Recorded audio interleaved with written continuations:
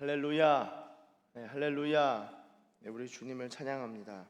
여러분, 오늘 읽으신 말씀은 신약성경 빌립보서 2장 5절에서 18절까지의 말씀입니다. 우리 2장 1절부터 2장 5절부터 이 11절까지의 말씀, 너무나 유명한 말씀이죠. 마이클 고먼이라는 신약학자는요, 바울의 핵심 사상이 어디 있냐라고 한다면 로마서, 갈라디아서, 바울의 유명한 서신서들이 있는데 그런 것들을 다 제쳐두고 이 빌립보서 2장 5절부터 11절이 바울의 핵심 사상이다라고 말할 정도로 아주 중요한 대목으로 꼽습니다. 저희가 이 주일 본문하고 토요일 본문 이전 어제 본문을 좀 고려해 보신다면은 1장 27절 한번 보시면은 이렇게 적고 있습니다. 한번 같이 읽어 보도록 하겠습니다. 시작. 오직 너희는 그리스도의 복음에 합당하게 생활하라. 이는 내가 너희에게 가거나 떠나 있으나 너희가 한 마음으로 서서 한 뜻으로 복음의 진앙을 위하여 협력하는 것과 라고 적고 있습니다. 자, 복음에 합당하게 생활하는 삶이 무엇이냐? 어떻게 하면 복음에 합당하게 생활할 수 있을까라고 할 때 이 사도 바울이 복음에 합당한 생활로서 제시하는 것이 바로 예수님처럼 살아가라로 이야기를 하고요. 예수님처럼 살아가라라고 할 때 이 5절 너희 안에 이 마음을 품으라. 이 품으라라고 하는데 이것이 사실은 이제 헬라어로 프로네오라는 단어를 씁니다. 그러니까 이러한 마음을 가지고 생각하라. 너희 안에 이것을 생각하라입니다. 직역하면은 너희 안에 이러한 마음으로 생각하라 정도로 이야기할 수 있는데요. 이 프로네오가 단순히 이 생각하다라기보다는 이 숙고하다의 의미가 있습니다. 그래서 이것은 단순한 하나의 생각 덩어리가 아니라 사고의 방식, 사고의 패턴을 의미합니다. 그러니까 너희 안에 이 마음을 품으라라는 것은 너희는 이러한 사고 방식을 가지라라고 할 수 있겠습니다. 그러니까 직역하면 너희는 이러한 마음으로 생각하라 일 텐데요. 그것을 오늘 본문보다 훨씬 더 의역하면은 이러한 사고 방식으로 생각하라. 이러한 사고의 방식, 사고의 패턴을 가지라라는 의미인데 어떻게 생각하고 사고해야 되냐라고 할 때 그리스도 예수의 마음, 예수님이 생각하신 방식대로 생각하라라는 것입니다. 자, 복음에 합당하게 생활하는 것, 복음에 합당하게 살아가는 것은 무엇이냐? 복음으로 생각하는 것에서 시작됩니다. 많은 경우에 저는 복음으로 살아가는 게 너무나 어렵습니다 라고 이야기하시는 분들이 계셔요. 여러 이유가 있습니다만 그 여러 이유 중에 하나 꽤 중요한 퍼센테이지를 차지하는 것은 복음을 사실 명확하게 이해하지 못하기 때문에 복음의 전체적인 그림을 모르고 또한 이해하지 못하고 있기 때문에 복음대로 살아가기가 어려운 거예요. 왜냐? 복음을 잘 모르니까. 단순합니다. 복음을 잘 모르니까 복음대로 살아가는 것을 굉장히 어려워합니다. 그리고 이러한 삶 가운데 도대체 나에게 있는 유익이 무엇이냐? 나한테 무엇이 유익하고 나한테 뭐가 플러스 되냐? 이게 계산이 잘 안 되는 거예요. 매칭이 잘 안 되는 겁니다. 그러니까 복음으로 생활하는 것에 있어서 갈등을 느끼고 이게 의심이 되고 이게 정말 좋은지 안 좋은지를 모르는 그러한 생각을 하게 되는 것이죠. 복음에 합당하게 복음으로 생활하고 복음에 합당하게 살아가기 위해서는요, 무엇보다 복음을 이해해야 됩니다. 그래서 사실 복음을 공부하는 것, 복음을 깨닫기 위해서 성경을 읽고 말씀을 듣고 주변의 이 동역자들과 복음에 대해서 나누는 시간이 상당히 중요해요. 상당히 중요해요. 이 구약의 유대인들뿐만 아니라 초대교회 그리스도인들도요, 이 복음을 이해하기 위해서 얼마나 많은 시간을 보내는지 모릅니다. 요즘은 좀 안타까운 것 중에 하나가 복음에 대해서 이야기하면은 이게 자꾸 저는 윤리도덕 중요하게 생각합니다. 이 세상 속에서 당연히 이 소금으로 맛을 내는 소금이어야 되는데 그조차도 단순한 기독교 윤리만을 강조하고 있는 그 윤리적 힘이 나오려면요, 그리스도인들에게 이 도덕력, 도덕적 파워가 있으려면요, 단순히 도덕을 강조해서는 파워가 나올 수가 없습니다. 복음을 알아야지 사고방식부터 해서 우리 생활 방식과 행동 양식까지 다 변하는 거거든요. 그래서 복음을 알고 복음을 들어야 합니다. 이 빌립보 교회는 바울이 처음 마케도니아에서 사도행전 저희 첫 시간에 이게 녹음이 안 됐더라고요. 그래서 이제 유튜브에는 올라가지 않았는데 한 이틀 정도 못 올린 것 같습니다. 빌립보 교회는 마케도니아 유럽에서 세운 첫 교회고, 루디아를 통해서 그 가정교회가 세워지면서 바울이 정말 열심히 사역했던 교회입니다. 정말 사랑했고, 빌립보 교회 또한 극심한 환난과 고난 속에서 풍성한 연보를 보낸 후원했던 복음의 일에, 저희 1장에서 읽었던 대로 복음의 일에 동참하고 은혜에 참여했고 기도하는 일에 함께했던 그 교회가 바로 빌립보 교회였죠. 복음으로 생활하는 것이, 그들은 복음을 정말 잘 이해하고 알았기 때문에 복음대로 살아갈 수 있었던 겁니다. 그런 빌립보 교회에 사도 바울이 하는 말이, 복음에 합당하게 생활하는 것은 즉 예수님처럼 생각하고 예수님처럼 행동하는 것이다 라고 이야기를 해주는 것이죠. 그게 오늘 2장 5절입니다. 2장 5절 다시 한번 보겠습니다. 너희 안에 이 마음을 품으라 곧 그리스도 예수의 마음이니. 6절 그는 근본 하나님의 본체시나 하나님과 동등됨을 취할 것으로 여기지 아니하시고 오히려 자기를 비워 종의 형체를 가지사 사람들과 같이 되셨고 라고 적고 있습니다. 자, 예수님은 근본 하나님의 본체이신데 하나님과 동등됨을 취할 것으로 여기지 아니하시고, 제가 이전에는 그 생각을 못했는데 이번에 말씀을 묵상하면서 하나 깨닫게 된 게, 이 동등됨을 취하다라는 것이, 이 취하다라는 표현이 사실 전쟁 용어라고 해요. 그래서 폭력으로 강탈하다라는 의미가 있다고 합니다. 그러니까 예수님께서 폭력으로 하나님과 동등됨을 폭력적으로 취했다라는 것은 아니지만 그 정도로 강렬한 이미지가 있다라는 거예요. 자, 그러면 하나님의 본체이신데 하나님과 동등됨을 얻지 아니하셨다라는 겁니다. 그리고 사람들과 같이 되셨어요. 자, 그럼 역으로 이 부분에 있어서 하나님과 동등됨을 취하려고 했던 존재가 있습니까? 예, 마귀죠, 마귀죠. 사탄은 하나님의 본체가 아님에도 불구하고 하나님과 동등됨을 어떻게든 취하려고 하나님께 반역을 일으킨 자입니다. 자, 마귀는, 그리고 마귀적인 것은, 사탄적인 생각은 다른 게 아니라 하나님과 동등됨을 취하려고 하는, 거기서 이제 교만이 비롯되는 것이고 근본적인 타락이 발생하는 것이죠. 하나님과 동등됨을 취하려고 하는 것, 하나님의 영광을 가로채는 것, 하나님께 돌려야 할 영광을 본인한테 돌리는 것, 본인한테 영광이 돌려지지 않을 때 괴로워하는 것, 이게 사실은 하나님 기뻐하시는 마음이 아니다. 예수님은 본인이 받으셔야 마땅한 영광을 아버지께 돌립니다. 그리고 사람이 하나님의 일을 한 다음에, 하나님의 일을 다 마친 다음에는 마땅히 할 일을 했습니다 라고 고백하는 것 말고는 다른 고백은 허용시 아니하시죠. 하나님께 모든 영광을 올려드릴 것을 예수님께서도 말씀하십니다. 예수님은 하나님의 본체이심에도 동등됨을 취할 것으로 여기지 아니하시고 오히려 자기를 비웠다.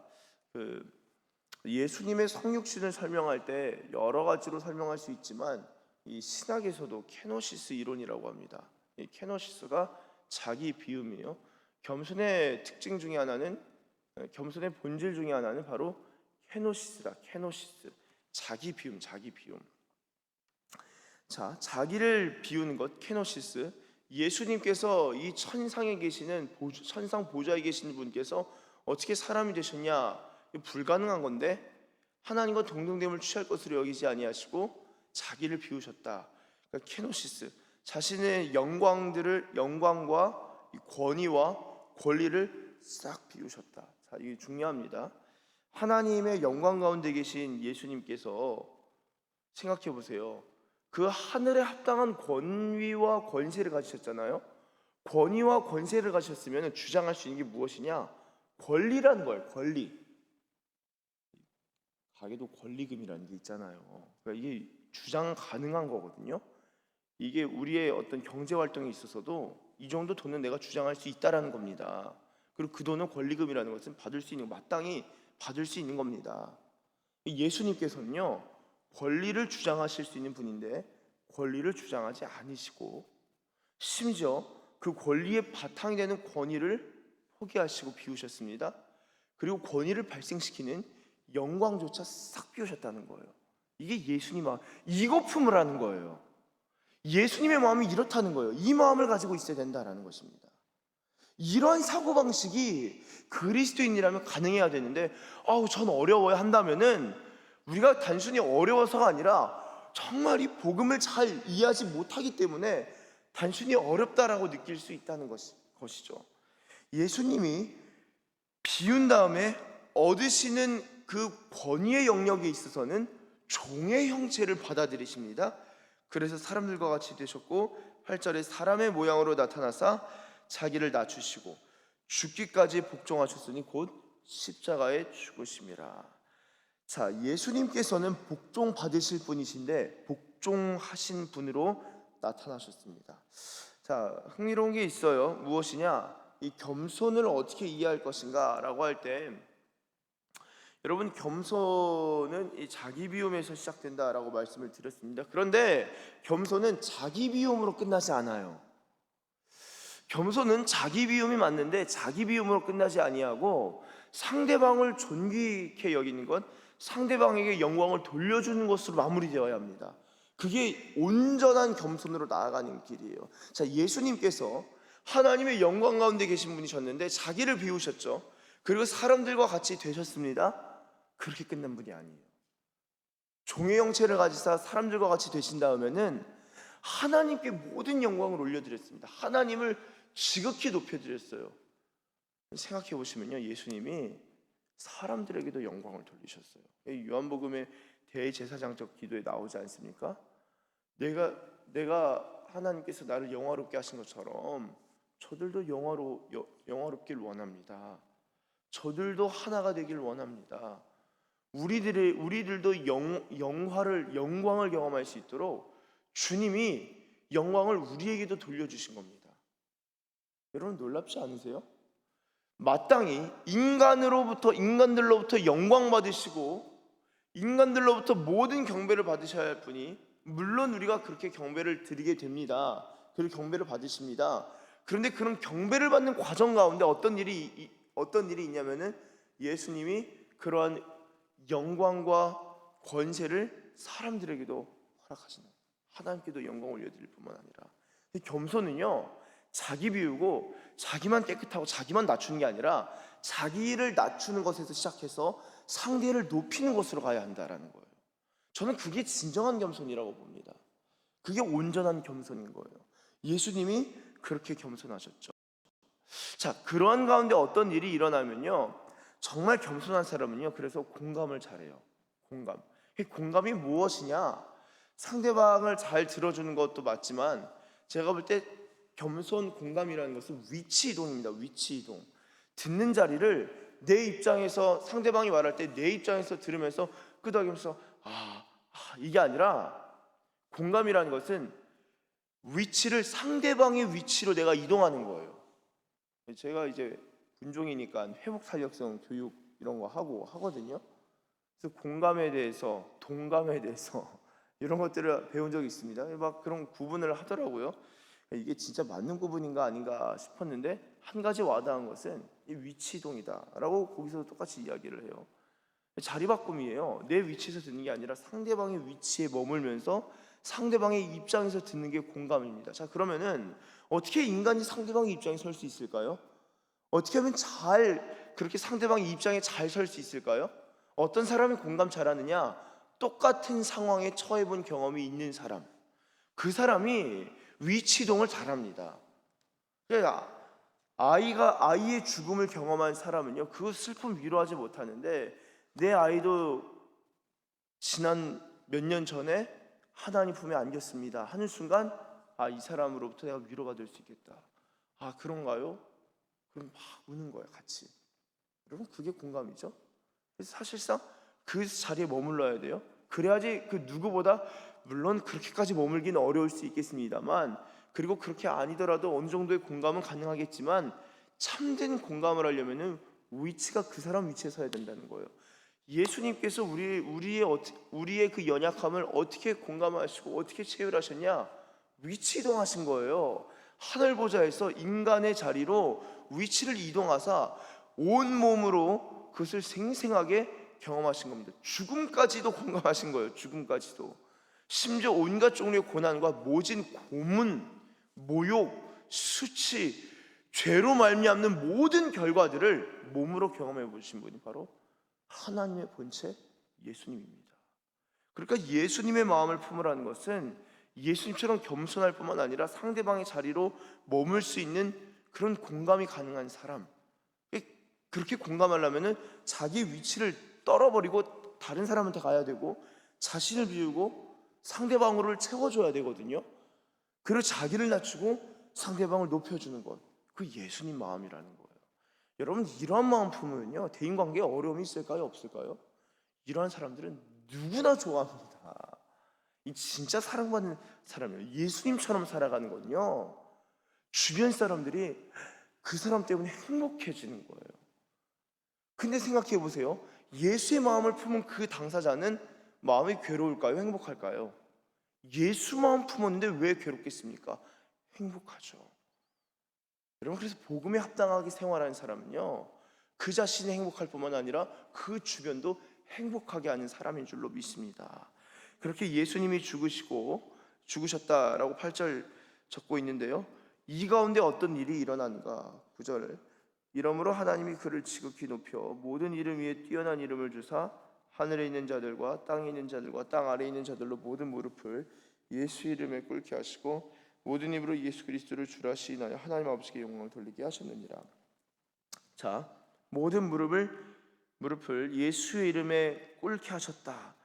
지극히 높여서 뛰어난 이름을 주셨다. 자, 예수님이 원래도 영광 가운데 계신 분이신데 다시금 어떻게 영광을 취하셨냐? 가장 낮아지심으로써 영광을 얻는 거예요. 이 하나님 앞에서 영광스러운 존재가 된다. 이거 참 놀랍잖아요. 저희가 영광스러운 존재로 살아간다는 게 참 신기한 일이잖아요. 영광을 얻는 법이, 우리가 영광을 갈망해서 영광을 달라 해서 영광을 얻을 수도 있겠지만, 정말 빠르고 정말 확실한 길은 예수님처럼 행동하는 것인데, 우리가 겸손하고 낮아질 때 주님이 높여주신다는 거예요. 그래서 교회에서도 이런 거예요. 우리가 드러나지 않고 어느 순간은 발견됩니다. 어느 순간은 드러납니다. 어느 순간은 어떤 한 분 한 분이 얼마나 수고했는지 사람들이 알기 시작해요. 그게 1년 걸릴 수도 있고 10년일 수도 있고 한 23년 정도 걸릴 수도 있어요. 만약에 우리의 교회에서 그런 그 선행과 그 섬김이 알아주지 못한다 하더라도, 하나님께서 그것들을 이 하나님 나라에서 확 드러내시는 그날, 그 심판의 날 이후로 우리의 섬김에 있어서 주님이 크게 칭찬하실 날이 있을 겁니다. 여러분, 이 칭찬이라는 건요, 엄청난 영광입니다. 이 현대 사회에서는, 우리 인간 사회에서는 이 영광과 칭찬을 이 비례관계로 이해하기를 굉장히 어려워합니다. 뭔가 보상이 있어야 할 것으로 생각하는데요, 물론 어떤 보상이 있겠지만 보상이 없다 하더라도 그 칭찬이라는 것은 이 주님이 주시는 그 칭찬을 경험하는 것은요, 우리가 기쁨을 경험하는 모든 종류의 기쁨에 있어서 가장 최상의 기쁨을 경험할 것이다. 우리를 지으시고 만드시고 창조하신 분이 우리를 칭찬하실 때, 네가 참으로 수고 많았다, 내가 너 때문에 너무나 행복했다, 너에게 나의 영광을 수여한다, 너무 수고 많았다, 사랑한다, 잘하였도다 라고 주님 칭찬, 그 칭찬만 가지고도 인간은, C.S. 루이스가 그렇게 말하거든요.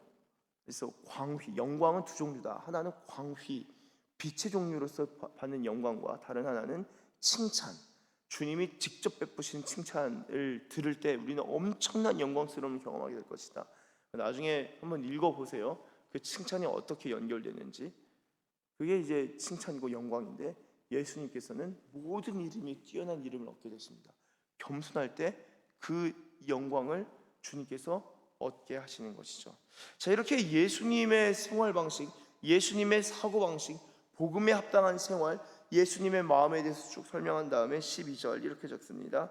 그러므로 나의 사랑하는 자들아, 너희가 나 있을 때뿐 아니라 더욱 지금 나 없을 때에도 항상 복종하여 두렵고 떨림으로 너희 구원을 이루라. 너희 안에서 행하시는 하나님이시니 자기 기쁘신 뜻을 위하여 너희에게 소원을 두고 행하게 하시나니. 우리 14절 한번 같이 읽어보겠습니다. 시작. 모든 일을 원망과 시비가 없이 하라. 아멘. 제가 굉장히 중요하게 생각하는 말씀이에요. 남의 원망을 사면서까지 일할 필요 없다.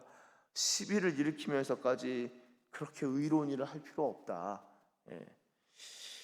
그러면서 15절, 이는 너희가 흠이 없고 순전하여, 흠이 없고 순전한 건 어떤 삶이냐? 어그러지고 거스르는 세대 가운데서 하나님의 흠없는 자녀로 살아가는 것, 세상에서 그들 가운데 빛들로 나타내는 것. 16절, 생명의 말씀을 밝혀. 이 밝히다라는 것이 붙들다라는 의미도 있죠. 생명의 말씀을 붙드는 삶은요, 다름질이 헛되지 아니하고 수고도 헛되지 아니하고 그리스도의 날에 자랑할 것이 있는 것, 그것이 바로 생명의 말씀을 붙들고 살아가는 삶입니다. 자, 그렇다면은 생명의 말씀 그 자체이신 예수님을 붙들고 살아가는 삶은요, 그리스도의 날에 크게 자랑할 것이 많겠죠. 예수님 붙들고 살아가는 삶이 가장 영광스러운 결론, 그 마지막을 경험하게 될 것입니다. 그러한 삶 가운데 바울이 이렇게 말합니다. 17절, 너희 믿음의 제물과 섬김. 믿음과 이 섬김이 제물의 형태로 표현됩니다. 믿음의 제물과 섬김 위에 자기 자신 전제처럼, 제사의 마지막 단계죠. 전제, 포도주를 붓는 것입니다. 전제, 그 부음처럼 자기가 다 부어질지라도 나는 너무나 기뻐하고 함께 기뻐하리니 이와 같이 너희도 기뻐하고 나와 함께 기뻐하라로 오늘 본문이 마무리되는 것을 볼 수 있습니다. 사랑하는 여러분, 어떻게 내가 기뻐하고 너희도 기뻐하고 우리가 같이 기뻐할 수 있을까요?